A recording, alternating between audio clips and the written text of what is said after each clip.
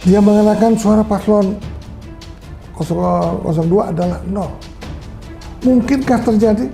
Apakah itu hanya permainan kata-kata untuk membuat masyarakat membela gugatan mereka? Dalam politik ini janganlah menggunakan emosi di depan. Gunakanlah akal sehat sehingga apa yang kita ucapkan, apa yang kita narasikan masuk akal dan mendapat dukungan penuh oleh masyarakat luas. Paslon 1 dan paslon 3 belum mau mengakui kekalahan sehingga mereka mengirimkan puluhan lawyer di MK. Yang pantas menjadi Presiden Republik Indonesia adalah presiden yang dipilih oleh masyarakat luas, dipilih oleh rakyat, karena suara rakyat adalah suara Tuhan.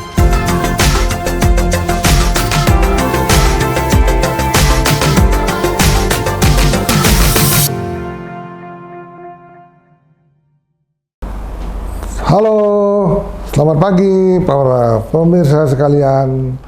Mari kita bersantai-santai untuk membicarakan apa sih yang terjadi di gugatan MK, di mana sesungguhnya majelis MK itu sangat tertib, tidak boleh main-main, apalagi membuat usulan yang sangat tidak masuk akal.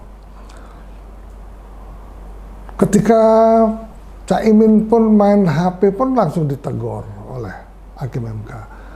Karena apa? Gugatan ataupun rapat di Hakim MK ini adalah masalah-masalah yang sangat sakral, yang mampu merubah keadaan bangsa Indonesia ini apabila salah dalam melaksanakan, memilih ataupun memenangkan gugatan di MK itu sendiri. Sehingga MK itu sangatlah serius menangani gugatan ini. Karena apa? Nafas daripada bangsa Indonesia itu terkadang juga bisa diwakili oleh MK, karena ini adalah majelis tertinggi yang mampu mengubah hal-hal yang tidak mungkin menjadi mungkin. Itu yang terjadi. Ketika ada narasi yang mengatakan bahwa suara paslon nomor 2 nol, dalil narasi paslon 3 ini sungguh mengherankan bagi kita semua. Dia mengenakan suara paslon 002 adalah 0. Mungkinkah terjadi? Apakah itu hanya permainan kata-kata untuk membuat masyarakat membela gugatan mereka? Justru kata-kata omon-omon yang seperti itu justru menurunkan kredibilitas gugatan daripada paslon 2 itu sendiri. Seolah-olah gugatan itu dibuat permainan dan bercanda, seolah-olah seperti itu. Sesungguhnya itu mungkin ucapan atau emosi seorang Bapak Ganjar Pranowo ketika dia sangat marah dan tidak mengakui bahwa dirinya hanya dipilih oleh 16% oleh rakyat Indonesia.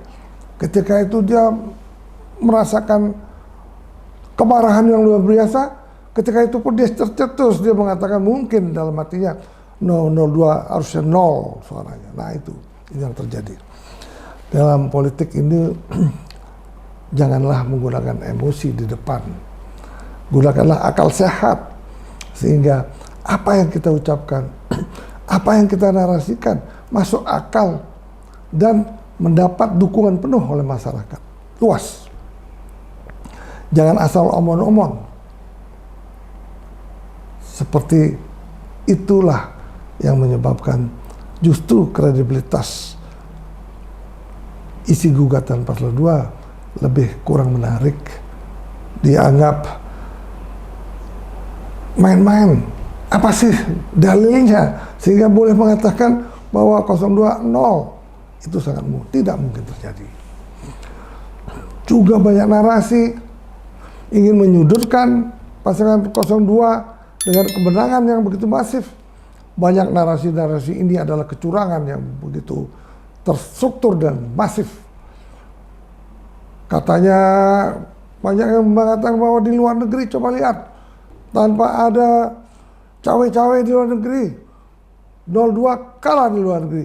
Tapi kenyataannya di luar negeri pun menang. Apalagi di dalam negeri. Udah jelas-jelas paslon 02 dimenangkan oleh masyarakat. Suara Tuhan adalah suara masyarakat, suara rakyat. Itu yang terjadi saat ini. Tetapi memang banyak kekurangan.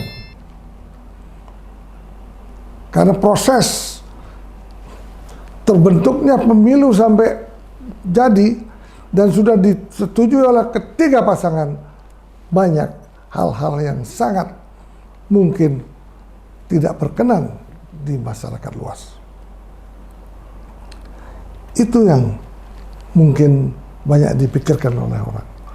Marilah legowo, mengakui kemenangan, mengakui kekalahan, sehingga apa yang dilakukan bangsa Indonesia yang sangat sulit, menggunakan biaya yang cukup besar, apabila kalah kita harus legowo. Mari kita bertarung nanti 5 tahun ke depan. Kita lihat Pak Prabowo bertarung sampai sekian kali. Pada waktu 2019 juga Pak Prabowo juga mengadakan gugatan di MK. Memang sewajarnya bagi paslon yang kalah, yang merasa menang, melakukan gugatan di MK. Ternyata kalau di MK sudah dinyatakan gugatan itu tidak memenuhi persyaratan, langsung kalah, ya harus legowo. Jadilah oposisi kalau memang tidak senang dengan pemerintahan hari ini misalnya. Memang negeri ini membutuhkan oposisi. Karena itu sangat dibutuhkan sehingga tidak ada kesenang-wenangan dalam memimpin bangsa ini. Semakin kuat kepemimpinan bangsa ini, dan apabila semakin tidak ada oposisi, maka percayalah, negara ini tidak akan mampu menjadi negara maju karena korupsi akan merajalela di mana-mana. Kita lihat sangat masif korupsi. Bagaimana kita menjadi negara yang disegani di dunia, apalagi akan menjadi negara maju di 2045 yang akan datang. Itu yang akan terjadi. Protes boleh saja. Hendaknya kalau mau protes, ketika KPU mengesahkan Prabowo dan Gibran sebagai presiden dan wakil presiden, apabila tidak setuju proses terjadinya, terpilihnya wakil presiden Mas Gibran, saat itulah harusnya paslon nomor 1 dan nomor 2 bergabung menggugat di PT UN. Nah, kalau itu yang dilakukan kan memang tidak apa-apa. Pemilu mundur sedikit demi mencari kebenaran.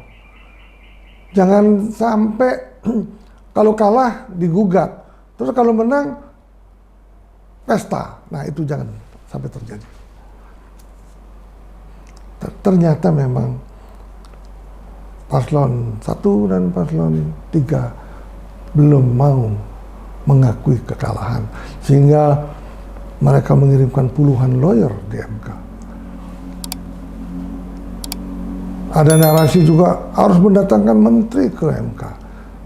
Substansinya tidak ada. Menteri itu didatangkan apabila terjadi hak angket misalnya DPR di DPR. Nah, tidak terjadi gugatan di PT UN. Pemilu sudah berakhir dengan aman dan tentram, dan KPU sudah mengumumkan dimenangkan oleh paslon 2. Tetapi ada politikus-politikus yang menginginkan seolah-olah gugatan di MK itu seolah-olah menangani hak angket. Itu sangat menyalahi aturan. Dan banyak juga mengatakan bahwa sesungguhnya MK itu gak berhak atau tidak cocok untuk menangani gugatan mengenai proses terjadinya pemilu, di mana proses tersebut banyak narasinya menggugat kenapa Mas Gibran sebagai cawapres. Itu merupakan proses sampai terjadi pemilu. Setelah semua paslon disetujui oleh KPU dan dinyatakan akan bertarung di pemilu, ketika itu maka sudah tidak ada lagi hal-hal yang harus digugat. Nah, setelah kalah ya barulah melakukan gugatan di KPU, di MK. Itu sudah benar jalannya. Tetapi jangan gugatan di MK itu topiknya merupakan proses terjadinya pemilu. Nah, proses terjadi pemilu seharusnya gugatannya angket kepada pemerintah, yaitu presiden. Nah, itu tidak terjadi karena angket itu pun adem ayem. Demikianlah para pemirsa sekalian bahwa memang kita harus berpikir kritis, jangan sampai kita tidur tiba-tiba ada sesuatu hal yang merugikan masyarakat luas. Dan yakinilah tidak akan terjadi pemilihan ulang. Karena tidak akan mampu membuktikan bahwa kemenangan Pak Prabowo begitu masif, tidak akan mampu dibuktikan oleh 50% di TPS di seluruh Indonesia. Lebih dari 50% di TPS di seluruh Indonesia mampu dibuktikan dengan ada kecurangan. Ketika itulah pemilu itu bisa dibatalkan dan kembali diulang kembali. Bapak-bapak, ibu-ibu, para pemirsa sekalian, tekunilah hal ini sehingga hasil gugatan di MK itu menelurkan hal-hal yang positif, jujur, dan terpercaya. Untuk itu,